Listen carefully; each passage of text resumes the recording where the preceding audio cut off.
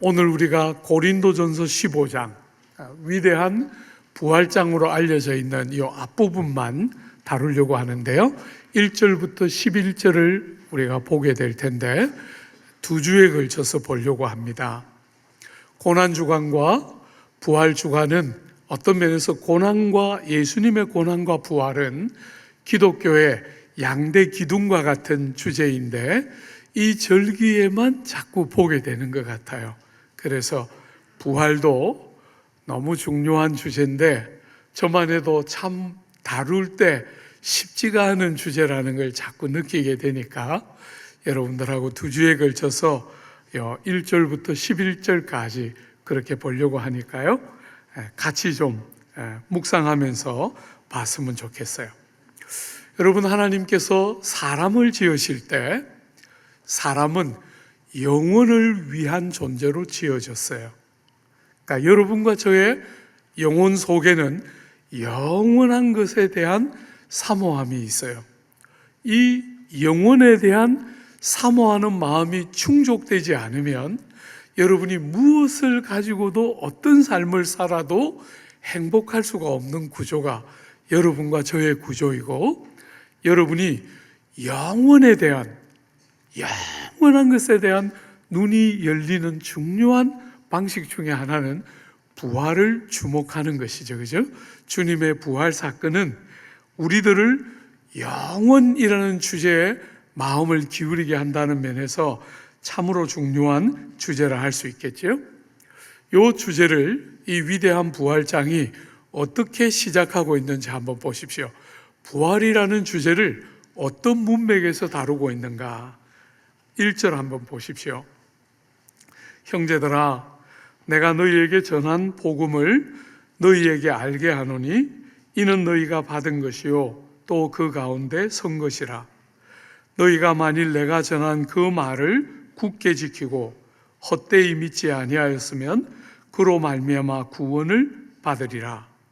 내가 받은 것을 먼저 너희에게 전하였다. 여러분, 복음에 대한 이야기를 하면서 부활이라는 주제가 나오고 있습니다. 그죠? 그런데 이 복음을 어떻게 표현했습니까? 내가 받은 것을, 바울이 복음을 누군가에게 받았다는 거죠. 그죠? 내가 받은 것을 먼저 너희에게 전했다. 이렇게 말했어요. 바울도 복음의 창시자가 아닙니다. 그죠? 바울도 복음을 받은 것이에요. 누군가로부터 받은 그 복음을 고린도 성도들에게 전했고, 이 고린도 성도들이 바울을 통해서 들었던 이 복음에 대하여 굳세게 서서 헛되이 믿지 아니하면 구원에 들어가게 하는 것이 복음이에요. 굳세게 복음의 그 귀한 교훈에 견고하게 서서 헛되이 믿지 않으면 사람들이 구원함에 이르게 되는 귀한 하나님의 선물이 복음입니다. 그죠? 복음. 여러분, 이 복음은 바울이 갈라디아서 1장에서 이렇게 표현했죠. 형제들아, 내가 너희에게 알게 하노니 내가 전한 복음은 사람의 뜻을 따라 된 것이 아니니라.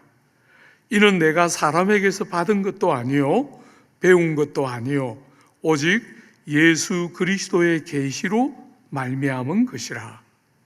사람이 만들어내거나 사람에게서 배운 게 아니고 예수님의 계시를 통해서 받은 것을 너희에게 전하였다. 이렇게 말했어요. 이게 바로 복음의 중요한 첫 번째 속성 중에 하나입니다. 그죠? 복음은 사람이 만들어낸 것이 아닙니다.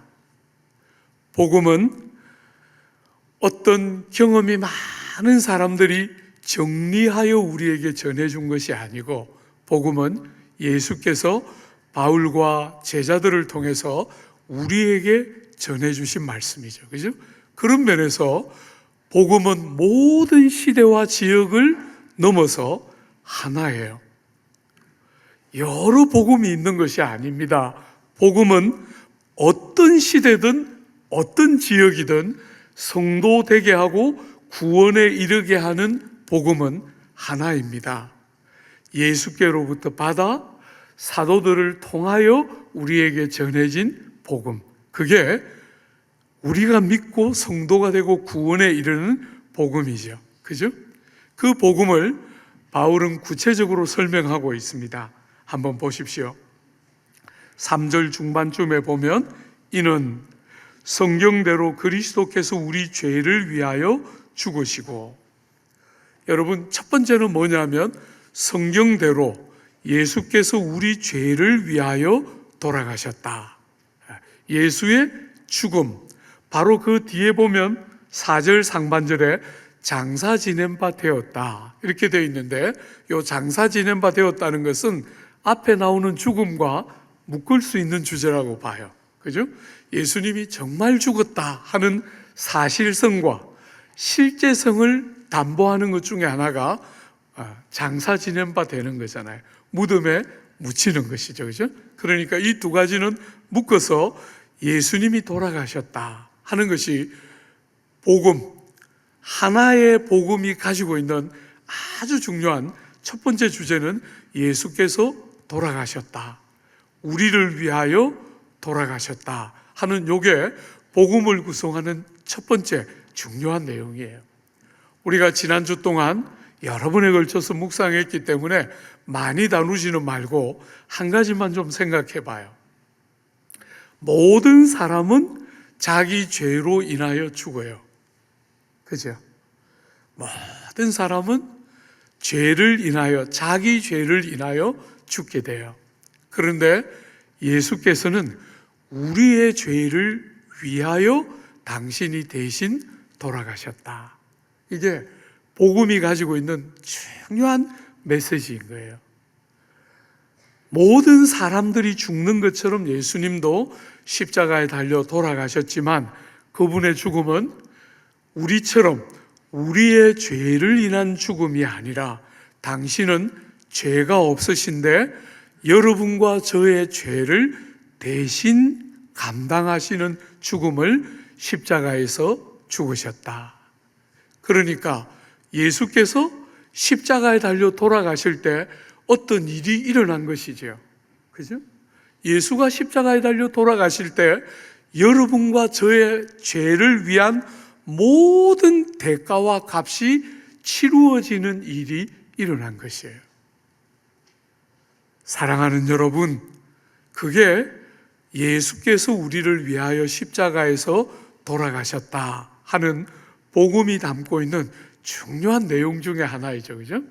여러분이나 제가 이제 우리 죄를 위하여 다른 일을 할 필요가 없이 주님이 우리를 위하여 치르신 완전한 대가를 믿고 의지하는 방식으로 우리가 죄를 용서받고 구원에 이르게 되는, 그게 복음이 가지고 있는 첫 번째 메시지예요. 그죠? 두 번째 한번 보십시오. 여러분 4절에 보면 장사 지낸 바 되셨다가 성경대로 사흘 만에 다시 살아나셨다. 사랑하는 여러분, 예수님께서 여러분과 저를 위하여 죽으실 뿐 아니라 다시 사흘 만에 살아나셨다. 죽음도 너무너무 중요한 복음의 핵심적인 요소이지만 부활도 죽음만큼이나 중요한 핵심적인 요소, 이 두 가지가 기독교 복음의 중추라고 말할 수 있겠죠. 그죠? 예수님이 다시 살아나셨다. 이게 왜 중요한가? 여러분, 구약에 보면 사람들이 죄를 지었을 때 그 사람들의 죄를 용서받고 하나님의 은혜 안으로 나아갈 수 있도록 대신 제사를 드리는 제사장들이 있었지 않습니까? 그 제사장들이 제물을 잡아서 피를 쏟아서 하나님 앞에 이렇게 제사를 드렸을 때 그 제사가 연락되었나 안 되었나 어떻게 알 수 있지요? 그걸 알 수 있도록 제사장의 옷을 만들 때 밑에 그 옷 밑에 그 끝단에다가 금방울을 달았어요. 금방울. 제사장이 제물을 하나님 앞에 드리고 그 제물이 하나님께 연락돼서 백성의 죄가 용서되면 제사장이 어떻게 돼요? 그 자리에서 죽지 않고 그죠? 딸랑딸랑 하는 방울 소리와 함께 움직이고 다시 드린 성소에서부터 나오게 되면 백성들이 그 소리, 방울 소리가 딱 들리는 것을 보고 제사장이 살아계시고 하나님이 우리의 제물과 제사를 연락하셨구나 하는 것을 깨닫게 되는 거예요.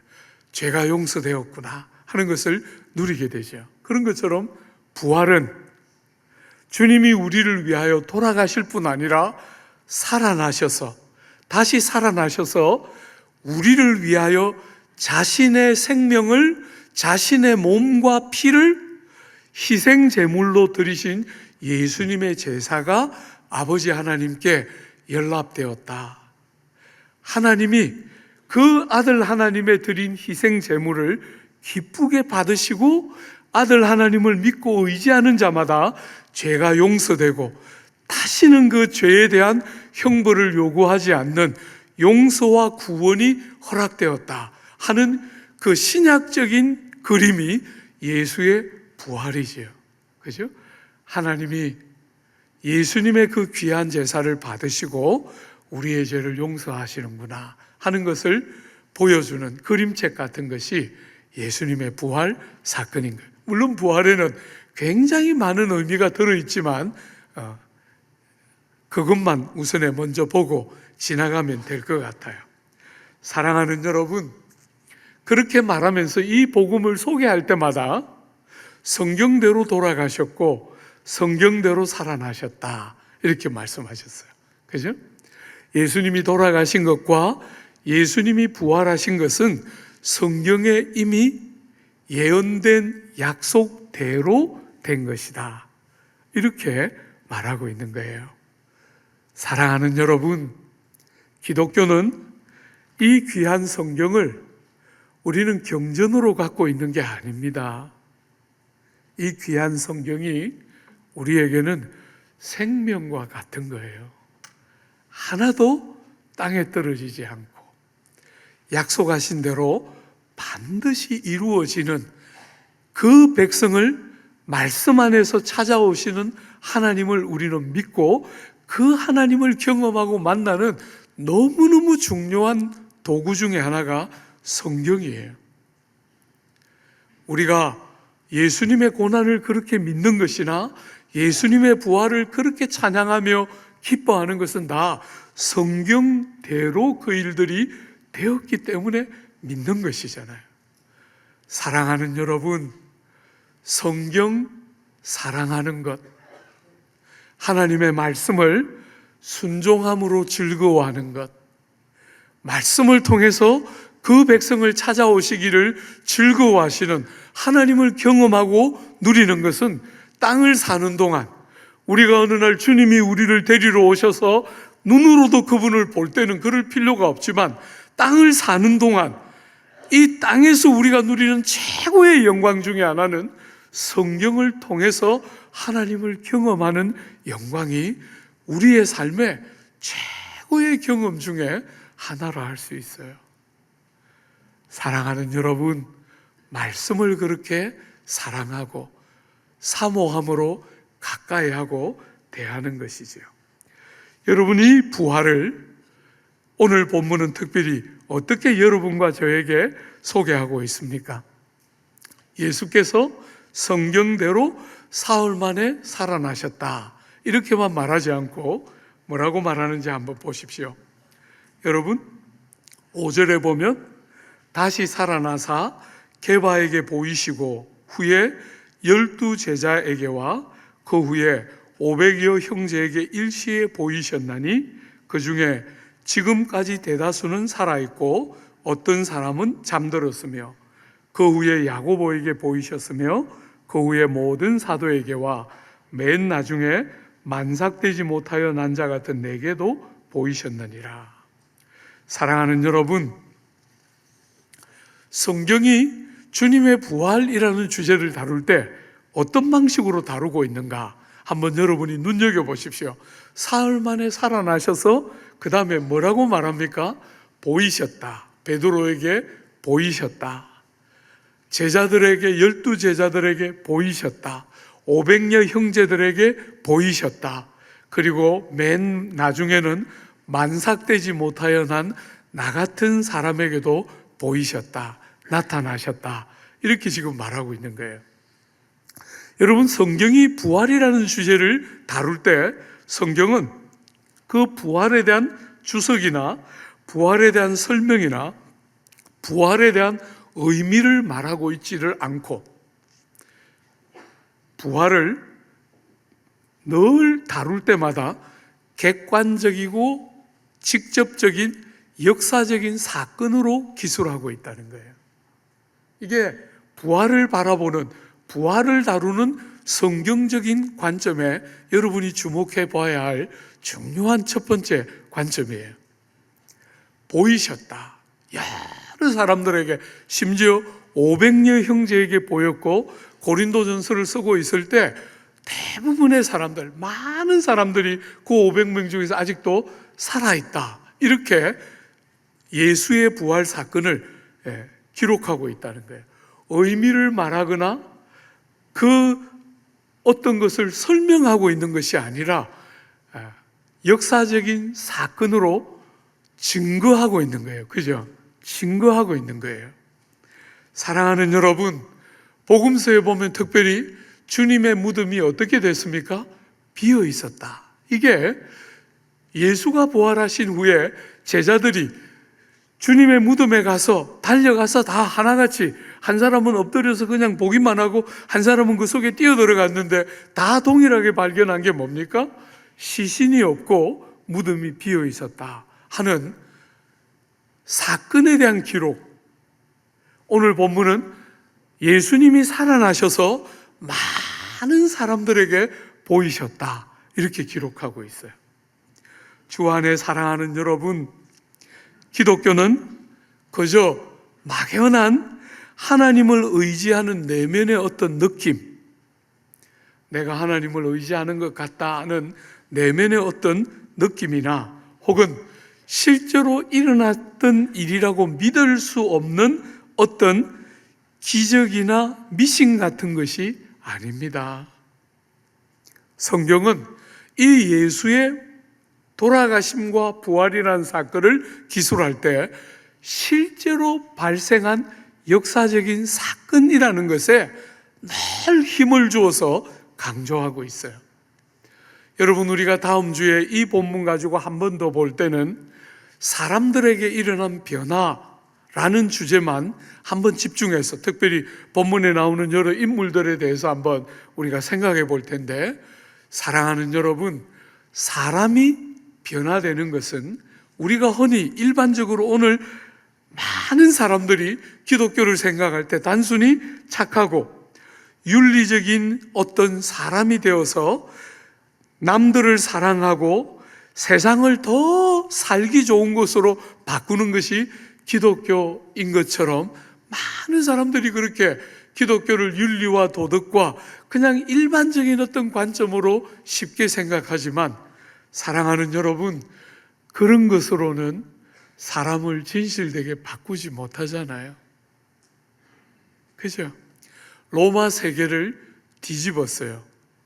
기독교는 그 무수한 핍박을 통과하면서 313년이 될 때 밀라노 칙령으로 기독교는 이제 믿어도 된다 하고 인정해줬고, 320년 남짓 넘어서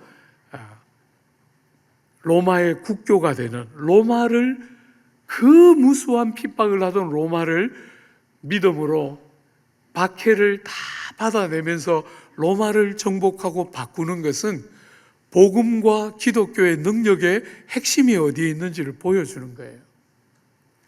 사랑하는 여러분, 막연히 누군가를 사랑하고 막연히 세상을 좀 바르게 살고 희망을 갖고 살고 윤리와 도덕으로 많은 사랑을 행하고 덕을 끼치고 살고 하는 방식으로 세상과 사람은 바뀌지 않아요. 역사적인 사건이 실제로 일어났고, 그 일어난 역사적인 사건 때문에 기독교를 믿는 사람들마다 진실한 변화가 역사 안에 늘 반복해서 일어났고, 우리가 다음 주에 보겠지만 무수한 믿음의 사람들이 변화를 경험하면서 이 부활하신 주님의 부활의 권능을 경험하게 돼요. 사랑하는 여러분, 오늘 우리가 이 성경을 보고 있는 이 고린도전서 15장을 보고 있는 이 고린도 교회가 이 부활이라는 주제가 얼마나 다루기가 어려운 주제인지 여러분 상상이 되십니까? 고린도는 아테네와 함께 헬라 철학의 중심지예요. 그 시대의 헬라 철학의 사상은 영육 이원론입니다. 이원론. 말하자면 육체는 빨리 쇠해서 없어져야 합당한 것이고 영이 참되고 영화롭고 가치로운 것이다, 이렇게 느끼던 게 그 사람들이 가지고 있는 세계관이에요. 그런 세계 안에서 예수님이 다시 살아나셨다, 그것도 몸으로 다시 살아나셨다, 이게 무슨 그들에게 가치 있는, 무슨 귀를 기울여 들을 만한 메시지라고 어떻게 사람들이 받아들일 수 있겠어요?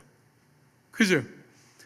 도저히 그 시대의 이 부활이라는 주제는 오늘 우리들만큼 그 시대에도 받아들이기가 너무너무 쉽지 않은 주제인데도 그 모든 것들을 설득시키면서 그 모든 사람들이 가지고 있는 저항과 익숙해져 있던 많은 것들을 다 뛰어넘어서 이 부활이라는 진리를 믿음으로 받아들이게 하는 힘이 사람의 생각을 바꾸고 마음을 바꾸어내는 권능이 이 사실로서 일어난 부활과 주님의 고난 안에 그런 권능이 있는 것이지요. 여러분, 어떤 면에서 포스트 모던 시대를 사는 여러분과 제가 사는 오늘 우리 시대도 많은 사람들에게 이게 정말 일어난 일인가? 이게 정말 사실인가? 이건 별로 안 중요하고, 이게 나에게 어떤 영향을 미치는가? 이게 나에게 지금 어떤 느낌을 주는가?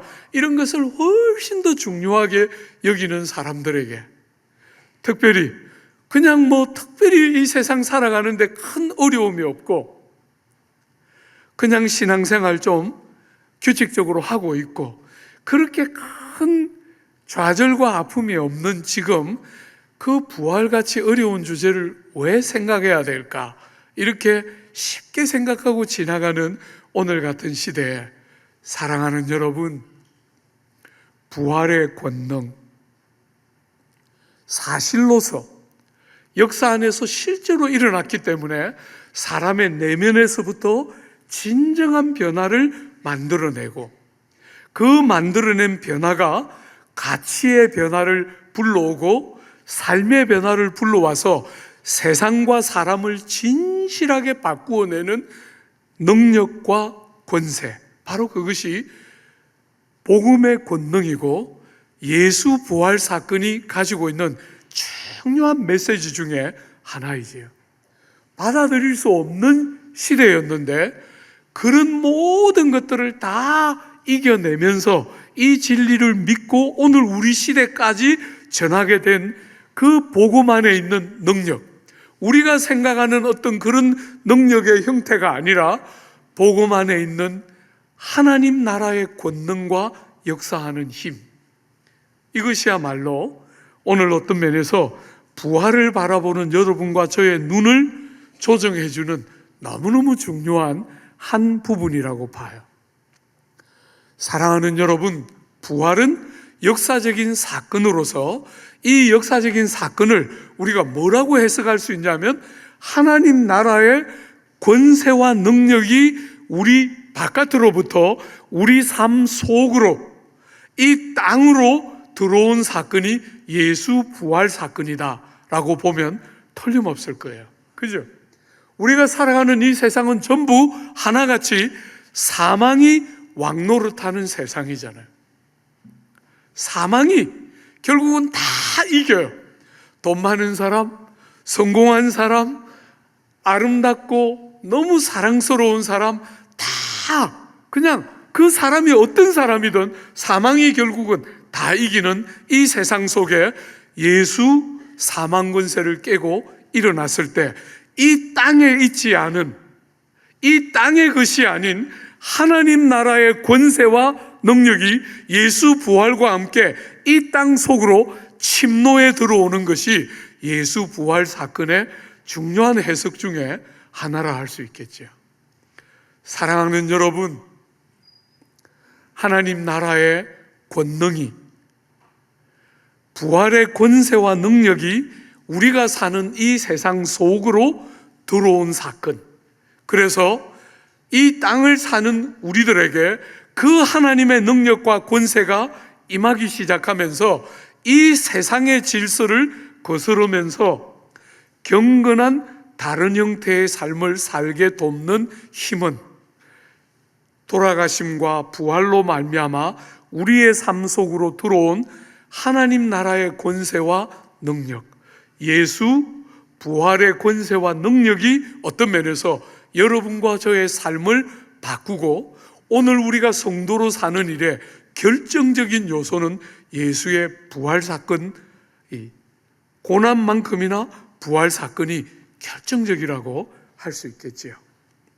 사랑하는 여러분, 주님의 이 놀라운 권세가 사망의 권세를 깨뜨리고 하나님 나라의 그 권능이 우리 바깥에서부터 우리 안으로 들어왔다 할 때 여러분이 하나 잘 주목해서 보아야 할 게 있어요.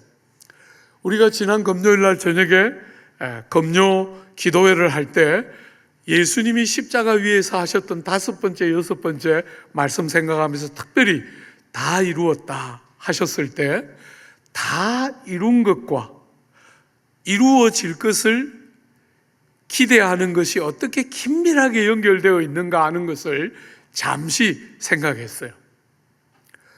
주 안에 사랑하는 여러분, 예수의 부활의 권능, 하나님 나라에 우리가 살고 있는 이 질서 바깥으로부터 하나님 나라의 권세와 권능이 예수 부활 사건과 함께 이 땅에 임하였다 할 때 여러분들이 잘 균형 있게 사물을 보는 것이 너무너무 중요해요.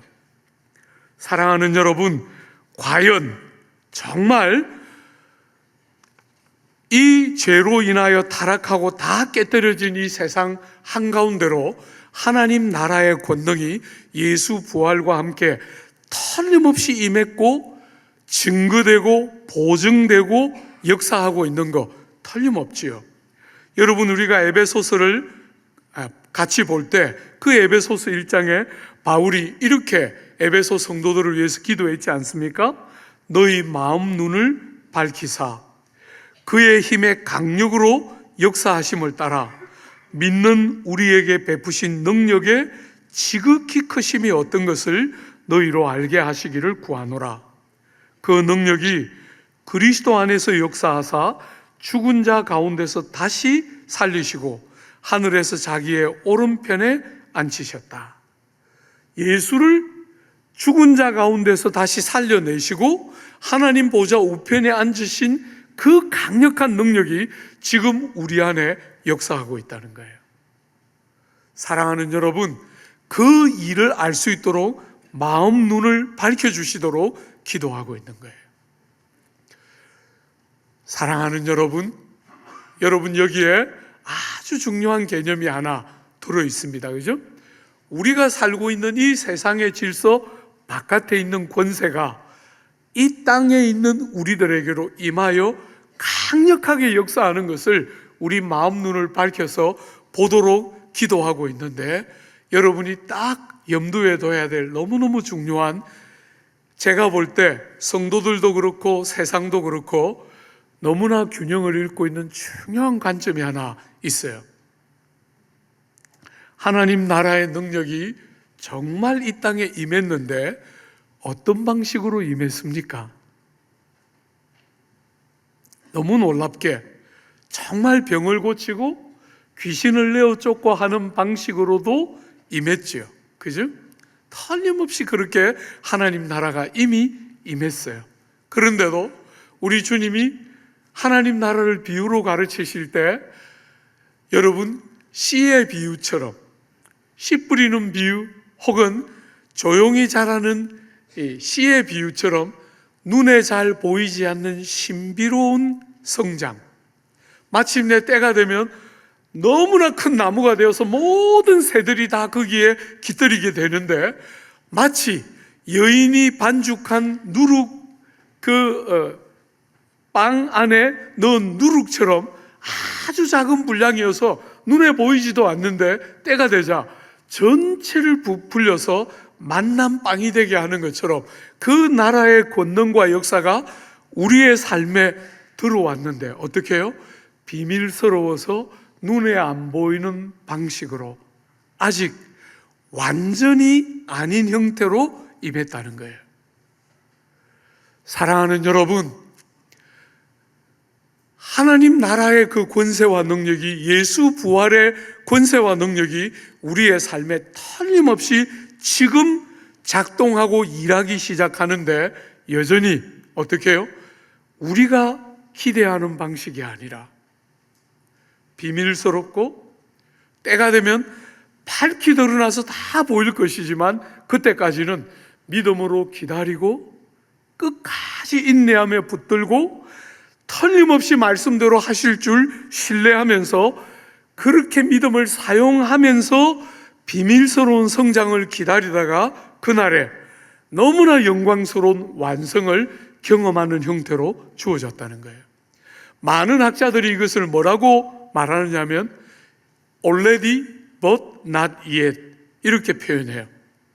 이미 하나님의 나라와 그분의 권능이 예수 부활과 함께 이 땅에 시작되었지만, 너무 놀랍게 이미 우리의 시대에 적용되고 눈이 열리면 보이고 누리게 되지만, 사랑하는 여러분, 너무 놀라운 그 하나님의 능력이 아직 완전한 형태로 전부 온전히 다 드러나 있는 것은 아니라는 거예요. 그러므로 여러분의 눈이 열려서 진리를 깨닫기 시작하고 보이지 않던 것들을 보고 믿어지지 않던 것들을 믿기 시작할 때, 여러분은 여전히 어떤 한계를 갖고 있습니까? 여러분은 성경을 다 깨닫지 못하는 한계를 일정한 정도로 갖고 있습니다. 그렇죠? 여러분들이 진리의 눈이 열리고 말씀이 깨달아지면서 감격과 희락이 생기고 말씀으로 그 백성을 찾아오시는 하나님을 경험하기는 하지만, 우리가 생각하는 것만큼 완전한 형태로 주어져 있지는 않습니다. 사랑하는 여러분, 개인의 변화와 성장도 마찬가지입니다. 우리가 예수를 믿으면 누구 없이 우리는 정말 진실한 변화와 자람과 성장을 경험하고, 우리의 과거의 모든 죄의 흔적에서부터 상당한 정도의 치유가 우리의 삶에 일어나지만 완치되는 것은 아니지요. 그죠? 일정한 한계를 우리는 가집니다. 우리의 내면에 여전히 극복되지 않은 연약한 부분들을 일정한 정도로 가지고서 넘어지기도 하고 실패도 합니다. 사랑하는 여러분, 오늘 조국 교회를 바라보면서 비난하는 많은 분들이 계시지만 교회도 마찬가지입니다.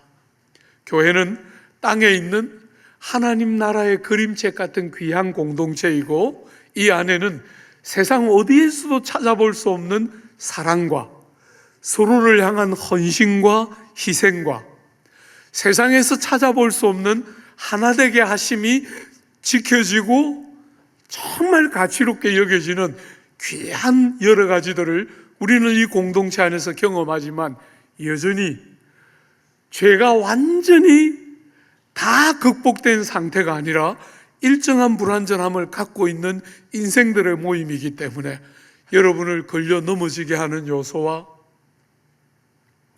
여러분의 영혼을 다치게 하는 많은 아픔들을 우리는 교회 안에서 같이 경험하면서 지나가게 돼요. 사랑하는 여러분, 그럴 때 너무 비판적이고 냉소적으로 되지 않도록 여러분의 마음을 잘 지키십시오. 여러분이 하는 말이 옳다는 것을 인정할 수 있는 순간에도 우리의 불완전함 때문에 그 오름에도 불구하고 오름이 사랑하는 지체들을 섬기고 살리는 제목이 되는 것이 아니라 오름이 다치고 넘어지고 아프게 하는 제목이 될 수 있다는 것을 늘 염두에 두고 공동체를 소중하게 여기고 지체들의 더딘 변화와 여러분들의 당연하게 옳은 말들이 그들에게 대번에 받아들이지 않을 때 기다리고 믿어주고 함께 인내하는 과정을 거치면서 교회가 하나님의 권능의 역사를 담은 공동체로 틀림없이 드러날 줄 알고 사는 것이에요. 여러분, 저는 오늘 조국 사회 안에서 교회도 그렇고 세상도 그렇고 이상주의와 냉소주의의 이 두 가지 극단의 충돌을 다양한 형태로 보게 돼요. 많은 사람들이 이상주의를 품었다가 상처를 받고 냉소주의로 흘러가거나 냉소주의를 갖고 있는 극단적인 사람들이 그냥 이 이상주의적인 사람들을 너무 순진한 사람처럼 아무것도 모르는 사람처럼 아무렇게나 대하는 양극단의 충돌을 많이 보게 돼요. 하나님의 권능이 틀림없이 예수 부활 사건과 함께 우리의 삶에 들어왔습니다. 여러분, 예수께서 부활하셨다 하는 것은 첫 열매라고 이 15장 뒷부분에서 기록하고 있는데, 첫 열매는 본격적인 추수를 알려주는 놀라운 시그널입니다. 그죠? 예수의 부활은 여러분과 저의 부활과 완전케 됨을 보증하는 첫 열매로서 여러분과 제가 반드시 그분의 부활에 함께 동참하는 영광을 틀림없이 그날에 완성적으로 참여할 것을 틀림없이 보여주는 것이지만, 동시에 지금 이 땅에서부터 우리 안에 부분적이지만 이미 시작되고 있다는 사실을 끊임없이 여러분이 잊지 않아야 합니다. 그래야만 냉소적으로 빠지지 않고 그 귀한 능력이 우리 안에 역사하고, 지금도 이미 시작되었고 지금도 변함없이 우리 안에 그 권능이 역사하고 있으므로, 사랑하는 여러분, 절대로 냉소하거나 절대로 이상주의적인 논리를 가지고 이것저것 모자라는 것을 비판하는 것이 전부가 아니에요. 이미 시작된 그 귀한 위대한 역사가 틀림없이 완성의 영광을 우리에게 가져다 줄 딱 예수 부활 안에서 믿으면서, 여러분이 이 시대에 정말 타협하지 않는 정직한 양심을 가지고, 그러면서도 따뜻하게 사람들을 위로하고 만질 줄 아는, 사랑하는 여러분, 이 부활 사건의 그 권능이 이미 우리에게 이루어져서 적용되고 일어나는 무수한 영역이 생겨나고 있지만, 그럼에도 불구하고 불완전하고 전부가 아닌 것과 똑같이 여러분과 제 속에 절대로 냉소나 낙심이 아니라 주님께 시작된 그 위대한 일이 내 안에 이미 시작되고 틀림없이 그 완성을 우리에게 가져다 줄 딱 붙들고, 여러분들 앞에 이 여러 번 여러분을 넘어뜨릴 만한 이런저런 제목들이 나올 때 믿음으로 신실하게 견뎌내고 기다리고 믿어주고 지지해주고 붙들어주고. 세상 한번 보십시오. 제가 이렇게 오늘 우리 사회를 보면 속지 않으려고, 속으면 자꾸 상처를 받으니까 속지 않으려고 아무도 안 믿으려고 하는 사람들을 보게 돼요. 그런 거 말고, 여러분, 우리는 우리 안에 불완전함이 있어서, 세상에 불완전함이 있어서 우리도 상처를 받고 좌절을 하고 낙심하는 순간이 있지만, 그럼에도 불구하고 이미 그 귀한 구원의 역사가 시작되었고 그 완전한 완성을 우리에게 가져다 줄 틀림없이 믿음으로 기다려주고 믿어주고 지지해주고 당장에 상처받지 않으려고 뭘 안 하고 있는 무수한 사람들처럼 그렇게 하지 말고 상처가 여러분에게 어느 날 그 상처가 주님 앞에 설 때 말할 수 없는 여러분의 기쁨의 제목으로 바뀌는 영광을 틀림없이 보게 될 줄 알고 이 부활의 복된 아침에 주님이 저 땅의 권세와 능력으로 사망 권세를 깨뜨리고 일어나셔서 이 땅에 사망이 왕노릇하는 이 땅에 다른 일이 시작되었고 완성을 기다리고 있다는 사실을 딱 붙들고서 신실하게 믿음으로 세상을 살아내는 귀한 성도들 여러분 모두가 그렇게 살아서 부활 소망의 복됨들이 조국 사회 구석구석에 이 아픔 많은 조국 사회 구석구석에 소망으로 흘러가는 은혜가 넘치게 되시기를 바라고 축복합니다.